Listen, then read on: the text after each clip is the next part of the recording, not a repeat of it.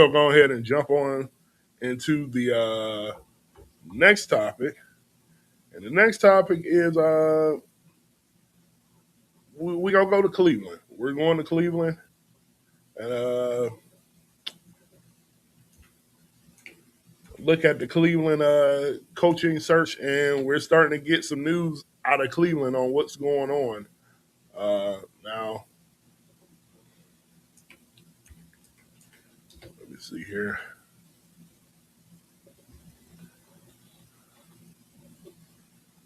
Now, this is according to Mary Kay Cabot. And pull it up on the screen. This is according to Mary Kay Cabot that Jim Schwartz is going to get a second interview with the Browns on Monday. A league source tells Cleveland.com and others too. But at least one candidate isn't expected to get a second session.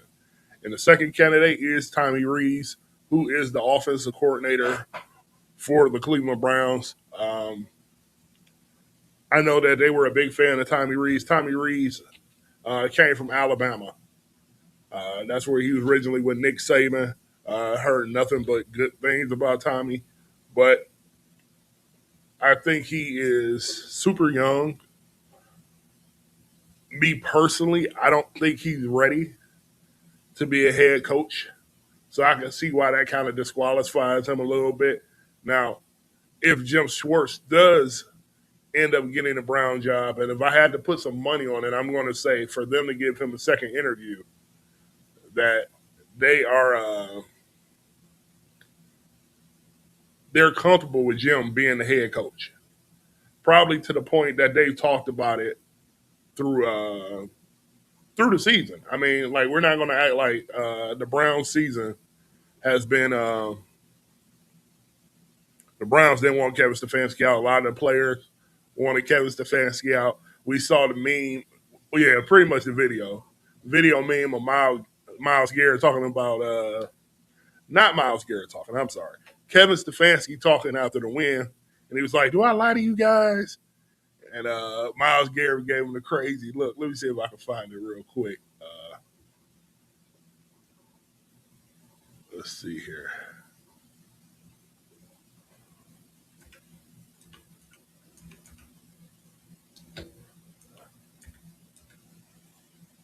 Let's see here.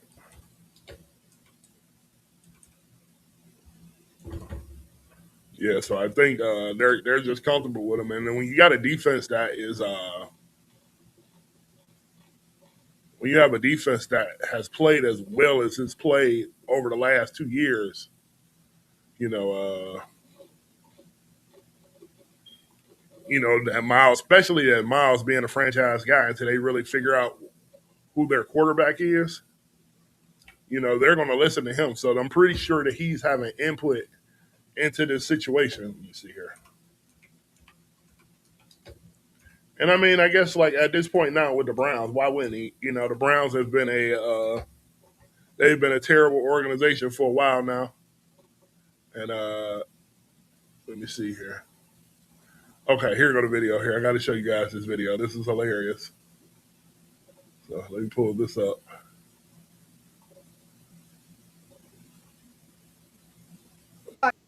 I do not lie to you. Do I ever lie? No. I don't lie to you. You know how I felt about this game, okay? And you know how I feel about this.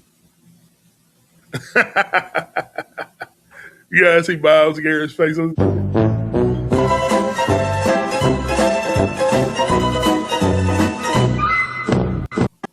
Let's look at it one more time. One second here. I don't lie to you. You know how I felt about this game, okay? And you know how I feel about this. I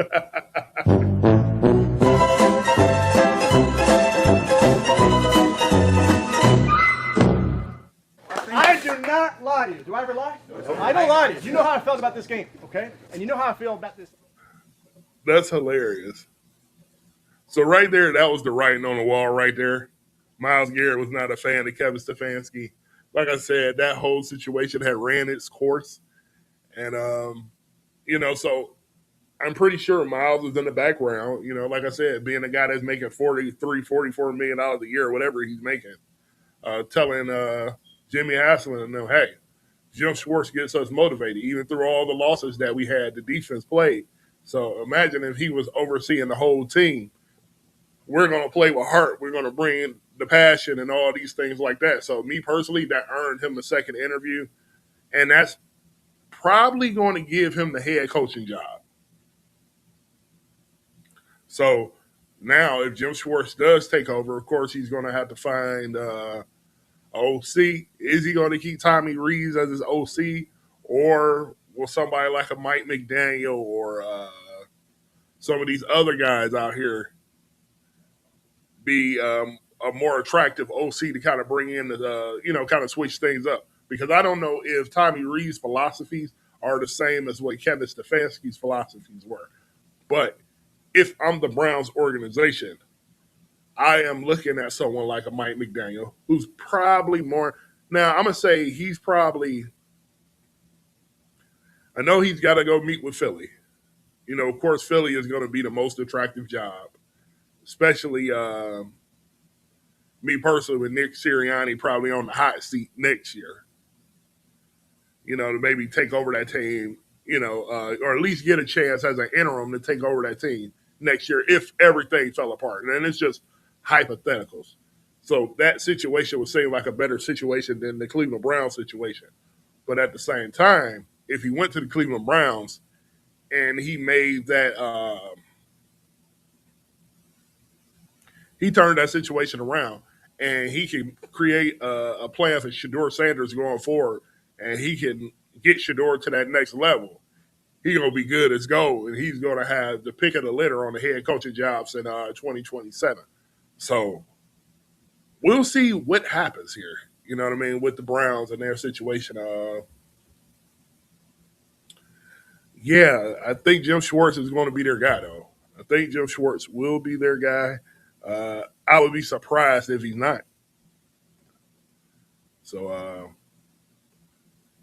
I think we'll leave that right there.